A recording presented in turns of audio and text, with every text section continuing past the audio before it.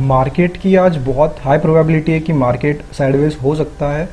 Simple सा एक reason है, मार्केट की इनिशियल रेंज 40 पॉइंट्स की है। अब अगर रेंज ही यहाँ पे 40 पॉइंट्स की है तो मार्केट के पास बहुत ही कम स्पेस है मूव करने का। और जिस तरह के कैंडल्स बने हैं यहाँ पे, आई डोंट एक्सपेक्ट कि यहाँ पे मार्केट मतलब कोई अच्छा ब्रेकआउट या ब्रेकडाउन दे सकता है।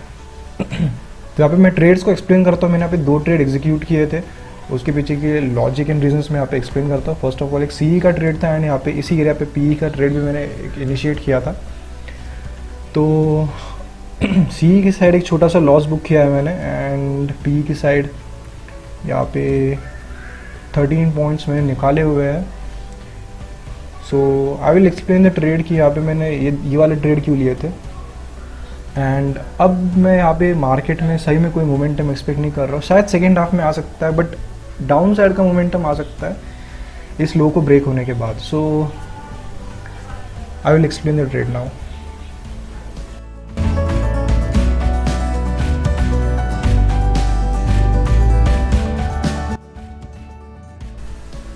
दिसंबर कल के दिन मेरा कोई सेटअप बना नहीं था, तो मैंने यहाँ पे जस्ट बता देता हूँ कि मैंने कल कोई ट्रेड नहीं लिया था, मेरा सेटअप नहीं था। लेट्स सी मैंने आज क्या किया हुआ है। 14 दिसंबर तो मैंने यहाँ पे एक पीडीएस मार्क किया हुआ है और ये वाला एक पीडीएस मार्क किया हुआ है। अब 9 दिसंबर से शार्प सेलिंग आई थी, तो मैं वो चीज़ यहाँ पे एक्सपेक्ट नहीं कर रहा हूँ, बिकॉज लास्ट के 3 दिन का जो मोमेंटम है यहाँ पे जो दिख रहा है मुझे, उसके हिसाब से वापस से इसी लेवल से सेल ऑफ होना थोड़ा सा इलॉजिकल दिख रहा है। तो यहाँ पे जो मैंने ट्रेड लिया था वो बेसिकली फर्स्ट ट्रेड मैंने बाइंग की तरफ लिया था। अब बाइंग मैंने कहाँ की थी, मैं यहाँ पे पिवट्स ऑन कर देता हूँ। ओके, तो मार्केट की ओपनिंग जो हुई है वो यहाँ पे कहीं पे हुई है, एंड R1 का मार्केट ने सपोर्ट लिया हुआ है, एंड उसी के साथ साथ एक रिवर्सल देखने को मिला R1 से नियर अबाउट R2 तक। तो मेरी जो मैंने एंट्री जो फर्स्ट साइड की थी वो मैंने बहुत ही छोटे से स्टॉप लॉस के साथ की थी। मैंने इस पॉइंट पे एंटर किया हुआ है एंड स्टॉप लॉस मेरा जस्ट इस पॉइंट पे था। मतलब अगर मैं बात करूँ यहाँ पे रिस्क रिवॉर्ड की, तो एंट्री यहाँ पे हुई है एंड स्टॉप लॉस इस पॉइंट पे था मेरा, इस लेवल पे। तो यहाँ पे मैंने एंट्री क्यों की थी, बिकॉज अगर मार्केट में एक मोमेंटम आता, बहुत ही अच्छा वाला एक मोमेंटम आता, ये रिट्रेसमेंट हुई थी थोड़ी सी, अगर यहाँ से मोमेंटम आता मॉर्निंग का, तो 18,700 को जैसे ही क्रॉस कर देता तो एक बहुत ही शार्प बाइंग हो सकती थी, एग्रेसिव बाइंग हो सकती थी। सो एग्रेसिव बाइंग क्यों हो सकती थी कि मार्केट आराम से ऊपर की तरफ जा रहा है। जब मार्केट बाइंग का मोमेंटम बनाता है, नॉर्मल जो बाइंग होती है, एक्चुअल बाइंग, तो काफ़ी धीरे धीरे मूवमेंट होती है। जब शॉर्ट कवरिंग आती है, शॉर्ट कवरिंग वाली जो बाइंग होती है वो बहुत ज़्यादा फास्ट होती है। तो ये वाली जो बाइंग थी ये शॉर्ट कवरिंग वाली नहीं थी, ये एकदम नॉर्मल सी बाइंग थी, जिसमें मोमेंटम एंड साइज़ जो होता है कैंडल्स में वो बहुत ही रिड्यूस हो जाता है, स्लोली मार्केट ऊपर की तरफ जाता है। तो इसी की वजह से मैंने यहाँ पे एंट्री ली थी। ये थोड़ी सी रिस्की एंट्री थी, मैंने यहाँ पे एग्जीक्यूट किया ट्रेड, एंड मेरा एसएल यहाँ पे मैंने ले लिया था। अब यहाँ पे क्वांटिटी जो मैंने ली थी, यहाँ पे 600 क्वांटिटी ली थी मैंने, एंड जस्ट 2 पॉइंट में मैंने इसको एग्जिट कर दिया 1300 का लॉस देके। अब मेरे पास क्वांटिटी ज़्यादा है, लेकिन मैंने अपने रिस्क रिवॉर्ड के साथ यहाँ पे लॉस बुक किया हुआ है। अब यहाँ पे कल के दिन से, मतलब मंडे के दिन से, इस हफ्ते से मैंने अपनी रिस्क इंक्रीज़ की है 2000 तक।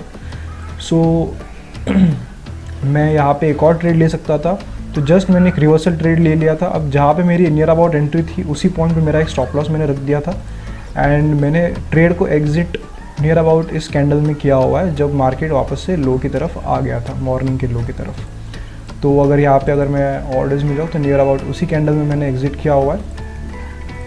तो अगले ऑर्डर्स में मैंने क्वांटिटी कम रखी थी, बिकॉज जिस टाइप का प्रीमियम में मैंने एंट्री की थी उसके हिसाब से मैंने क्वांटिटी ली थी।